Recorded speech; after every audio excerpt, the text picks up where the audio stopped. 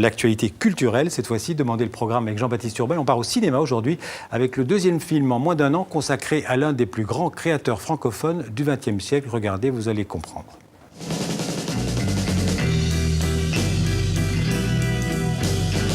Yves bientôt sera le seul à rayonner. Tu ne vois pas à quel point la rue est devenue laide, monstrueusement laide. Tu peux te plaindre, mais tu habilles la planète, mon cher.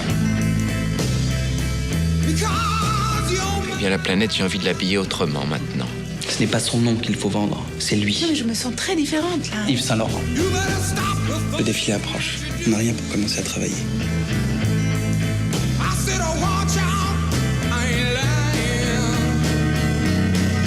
Les gens vont adorer.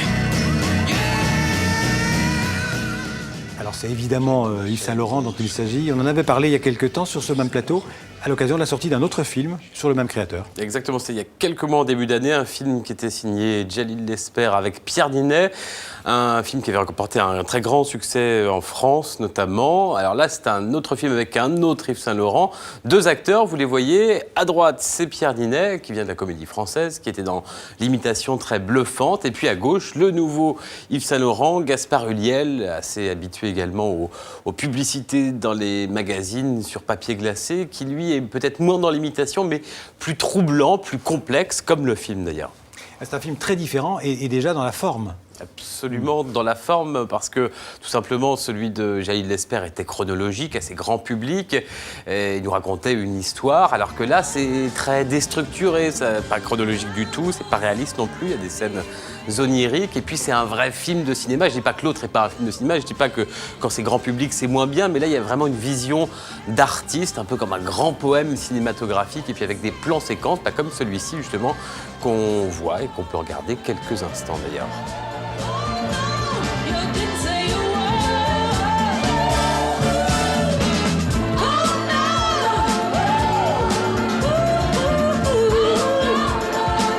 Grand plan séquence sans parole qui dure plusieurs minutes. Alors évidemment, le personnage d'Yves Saint Laurent, son côté génie, autodestructeur, dépressif, ça a plu à l'artiste cinéaste Bertrand Bonello. Mais il n'y a pas que ça, il y a aussi ce monde de la mode, cette époque, les années 70, ces matières, ces textures, ces couleurs. Je propose d'écouter l'artiste, le cinéaste Bertrand Bonello qui parle de l'artiste Yves Saint Laurent.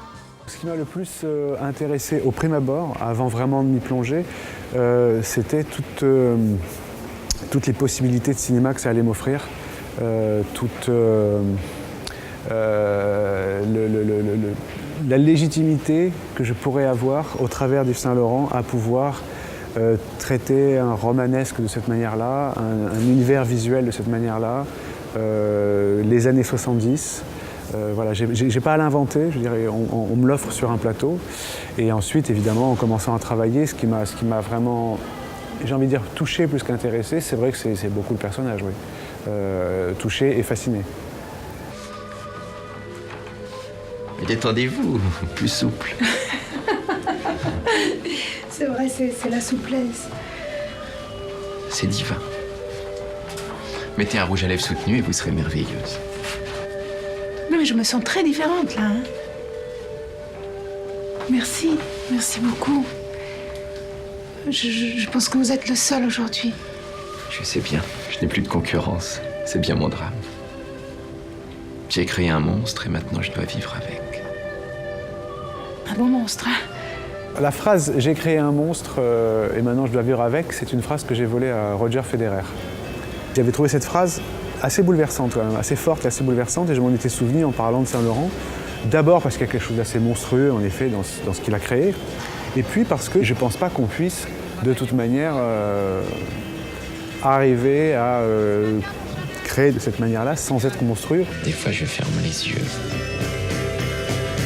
Je les ouvre et je ne vois que des choses lourdes et sombres.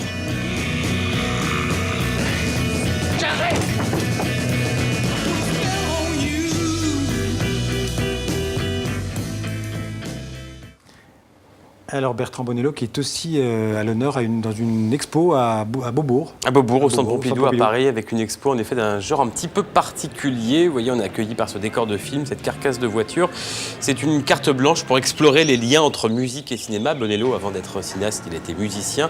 Il propose de voir par exemple des films fantômes, des bouts de films commencés qui ne sont jamais sortis. Et puis une sorte de mixage où tous ces films, ces 7 longs métrages sont projetés en même temps. Leurs sons se confondent et donnent une nouvelle bande originale. C'est pendant un mois à Paris, au Centre Pompidou. Merci Jean-Baptiste, à demain.